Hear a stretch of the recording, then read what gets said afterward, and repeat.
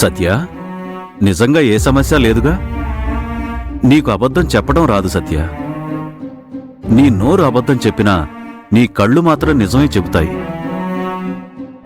సత్య, నీకు అర్జున్కి మధ్య ఖచ్చితంగా ఏదో గొడవ జరుగుతోంది.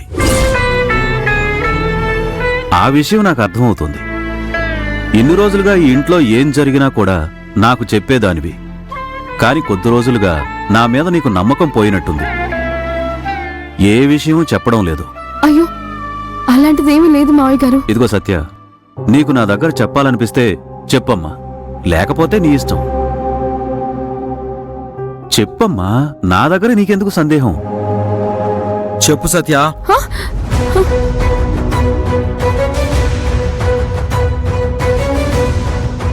నాన్న అడుగుతున్నారు కదా, చెప్పు. అరే హే, చెప్పు సత్య, ఎందుకంత ఆలోచిస్తావు? మన ఇద్దరి మధ్య ఉన్న సమస్య ఏంటో నాన్నకి చెప్పేసి. ఇప్పుడు నువ్వు చెప్పకపోతే నేనే చెప్పేస్తాను. నాన్న, మీరే చెప్పండి, అమ్మ మీ దగ్గర ఇప్పటి వరకు ఏమైనా దాచిపెట్టిందా? అర్జున్, ఏది దాచలేదు కదా నాన్న. మరి తానేం చేసిందో తెలుసా?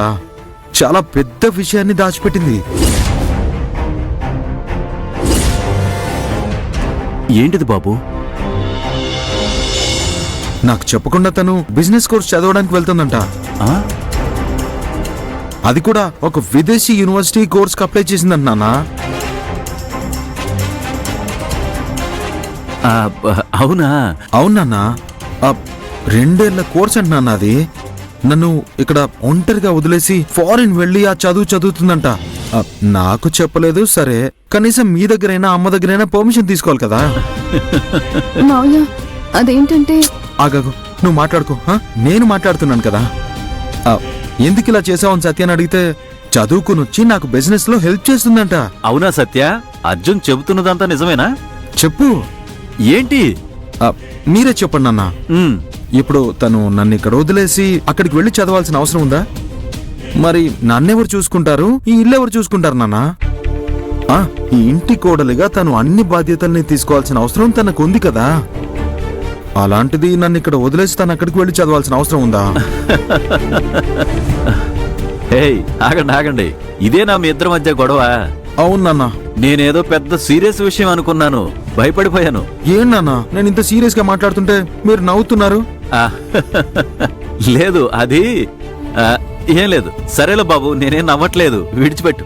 సారీ, భార్యాభర్తల మధ్య చిన్న అలక, సరదా గొడవ, అందుకే అలా నవ్వొచ్చింది. అది సరే గాని, మీ ఇద్దరి మధ్య ఉన్న ప్రేమకి ఎల్లలే లేవురా? నాన్న, మీరలా కామెంట్లు చేయడం ఆపి తనకి కొంచెం ఏదైనా అడ్వైస్ ఇవ్వండి. అమ్మా, ఏంటమ్మా ఇదంతా? మనకు బోలెడంత వ్యాపారం ఉంది. అర్జున్, చాముండేశ్వరి, ఎందుకు నీ తండ్రి నళన్, వీళ్ళందరూ నీకు ప్రాక్టికల్ గా బిజినెస్ నేర్పించలేరా? ఎవరో ఫారిన్ లో ఉన్నవాడొచ్చి నేర్పించాలా? ఏంటమ్మా ఇది? అలా చెప్పండి అన్నా. అమ్మా, అర్జున్ నీ పేరు మీద ఎంత వ్యాపారం చేస్తున్నాడో తెలుసా? రోజువారీగా అర్జున్తో పాటు ఆఫీస్కు వెళ్ళు. అతనికి తోడుగా ఉంటూ నెమ్మదిగా వ్యాపారం చేయడం నేర్చుకో. అనవసరంగా ఇల్లు వదిలేసి విదేశాలకు వెళ్లి చదవాల్సిన అవసరం ఏముందమ్మా? అవన్నీ ఏమి వద్దమ్మా. వెళ్ళండి, వెళ్ళి పడుకోండి. Good night. నేను కూడా వెళ్ళి పడుకుంటానమ్మా, చాలా టైం. Good night.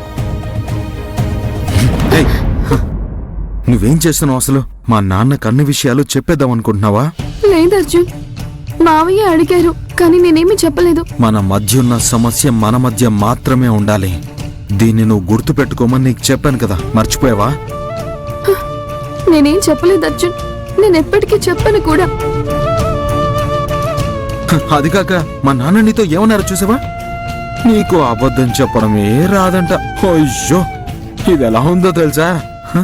ఒక కొండంత విషం ఉన్న పాముకి మంచి పాము అని పేరు పెట్టినట్టుంది. సరిగ్గా అలాగే ఉంది. అయ్యో అయ్యో, మాట్లాడకుండా పైకొచ్చాయి.